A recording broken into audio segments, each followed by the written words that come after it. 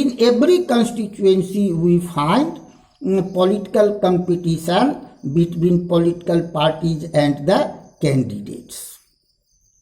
Now question rises here that this political competition is good to us or bad to us? So dear students, I would like to tell you that this political competition takes place in various forms before us.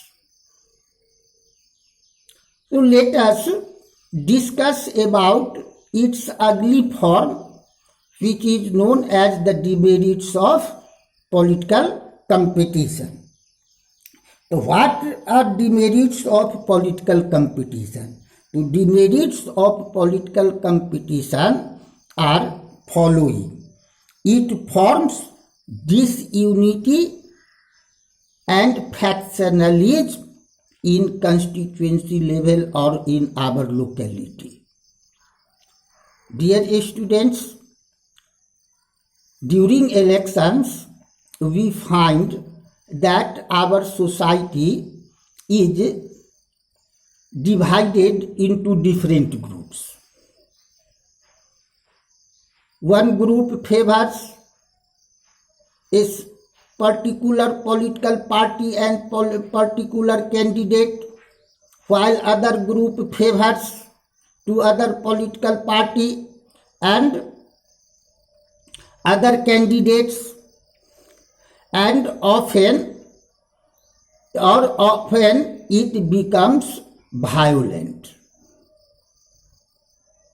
And thus we see that this political competition between candidates and the political parties disunite our society. It tends or it leads factionalism in our locality, in our society. Different political parties and candidates impose allegation on each other. As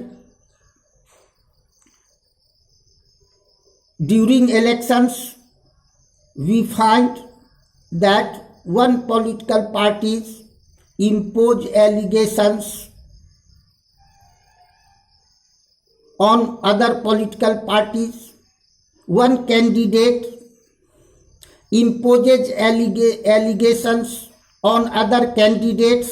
Thus we see that different political parties and candidates impose allegations on each other. Parties and candidates use dirty tricks to win the elections. Parties and candidates use dirty tricks to win the elections. It does not allow sensible long-term policies. For example, who is in power? What political party is in power? It uses its power against other political parties and other political leaders.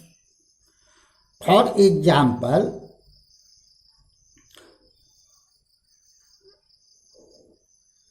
the different non-ruling party state governments have been disturbed by the ruling parties in India. The most prominent example in Rajasthan, when government went in danger,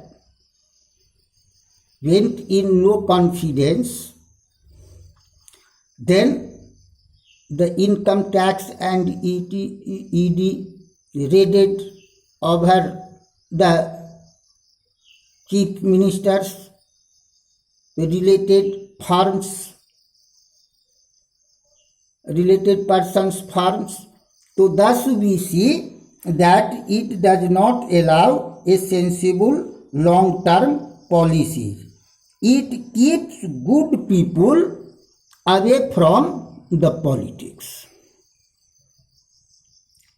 Because of such political competition, good people do not wish to participate in the politics.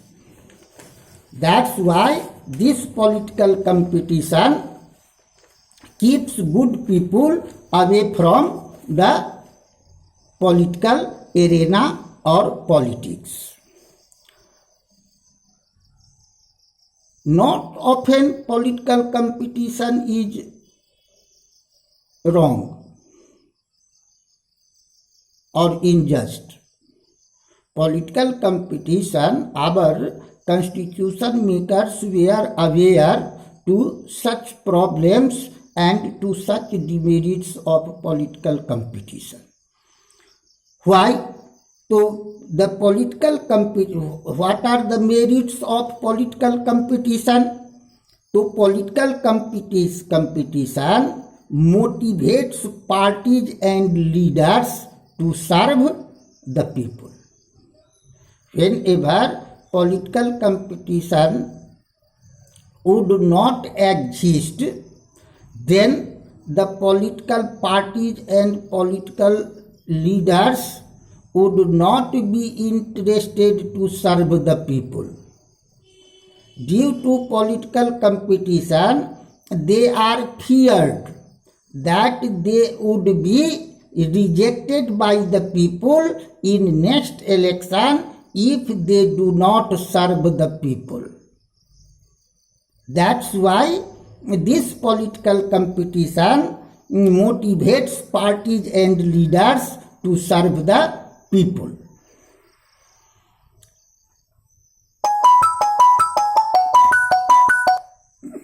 Serve the people. It improves the knowledge and character of leaders. It improves the knowledge and characters of leaders.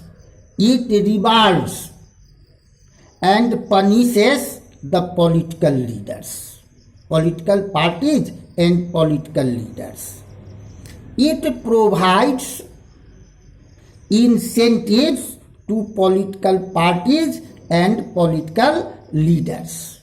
Dear students, thus we see that in political competition there are some merits and some demerits as well. Dear students, in next class we will discuss about the election system in our election system in India, in which we will discuss about the electoral constituency, voter lists, election campaign, nomination of candidates, election campaign, polling and counting of votes. About these we will discuss in next class. Thank you.